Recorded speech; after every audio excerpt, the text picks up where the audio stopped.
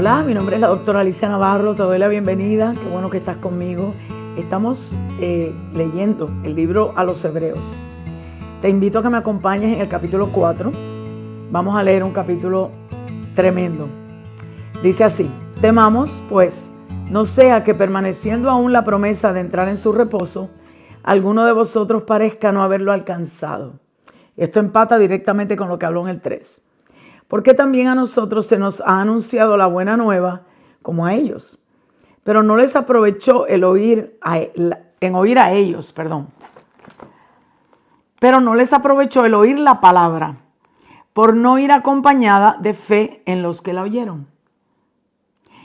Pero los que hemos creído entramos en el reposo de la manera que dijo: por tanto, juré en mi ira, no entrarán en mi reposo. Aunque las obras suyas estaban acabadas desde la fundación del mundo, porque en cierto lugar dijo así del séptimo día: y reposó Dios de todas sus obras en el séptimo día, y otra vez aquí: no entrarán en mi reposo. Por lo tanto, puesto que falta que algunos entren en él, y aquellos a quienes primero se les anunció la buena nueva no entraron por causa de desobediencia, otra vez determina un día, hoy, diciendo después de tanto tiempo, por medio de David, como se dijo: si oyereis hoy su voz, no endurezcáis vuestros corazones. Porque si Josué les hubiera dado el reposo, no hablaría después de otro día. Por tanto, queda un reposo para el pueblo de Dios. Porque el que ha entrado en el reposo también ha reposado de sus obras, como Dios de las suyas.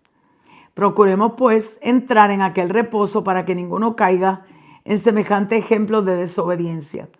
Porque la palabra de Dios es viva y eficaz, más cortante que toda espada de dos filos, y penetra hasta partir el alma y el espíritu, las coyunturas y los tuétanos, y discierne los pensamientos y las intenciones del corazón.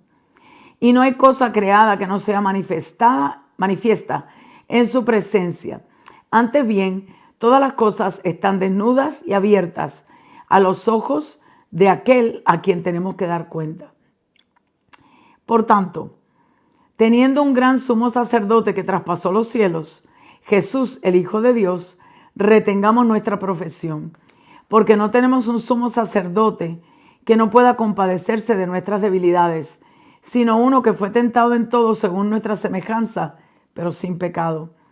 Acerquémonos pues confiadamente al trono de la gracia, para alcanzar misericordia y hallar gracia para el oportuno socorro.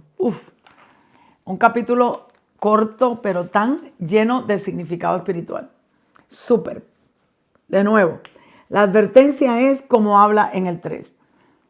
Cuidado que no obedezcas para no entrar en el día de reposo. Del 1 al 6, lo que hace es una exhortación, y comienzas haciendo una exhortación a tener temor de Dios y no despreciar el reposo del cual están hablando, a no ser rebeldes, a no ser de corazón duro.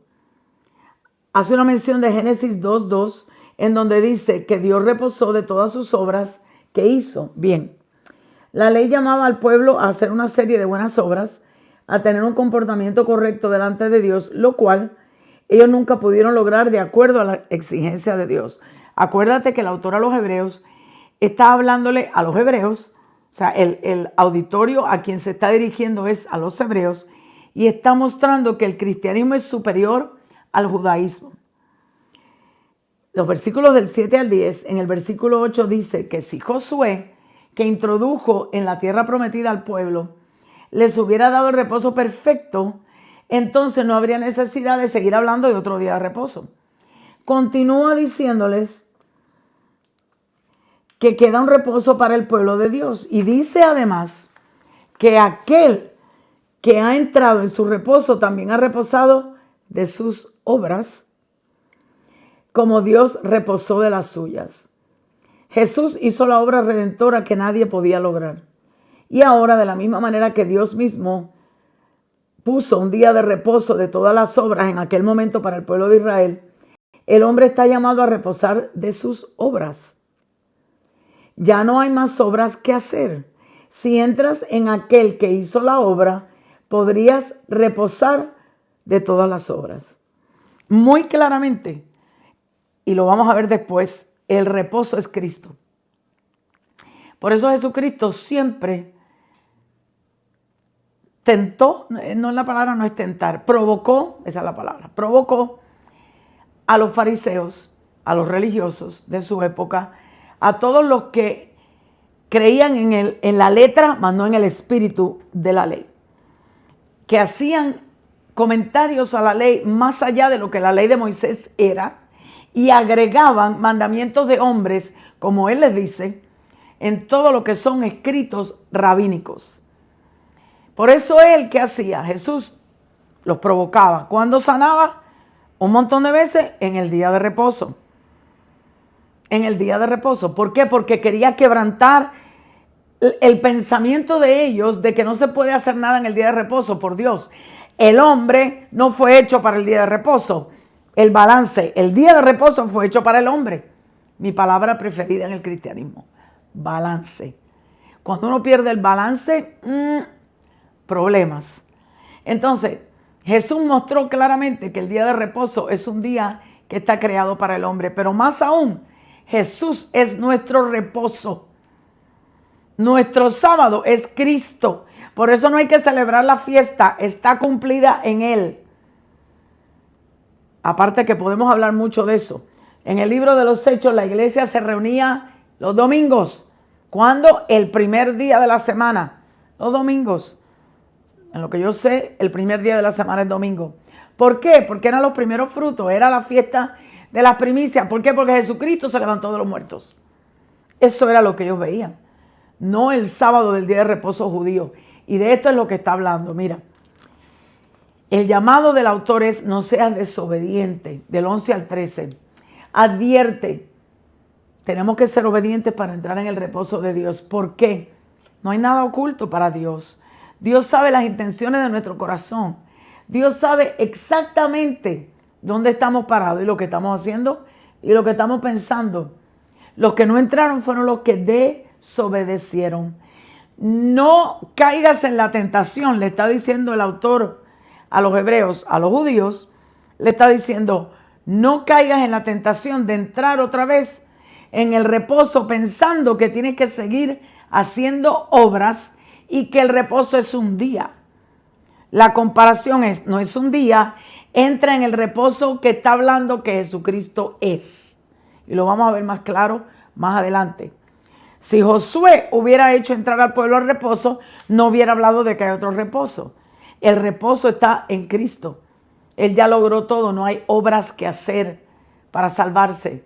Es por gracia, siempre ha sido por gracia, siempre será por gracia. Si caes, pides perdón y te levantas, porque no es por obras, es por gracia.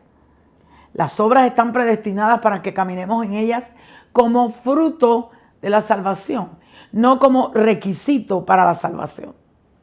Entonces, esto es poderoso lo que está diciendo. Se lo está diciendo a los judíos.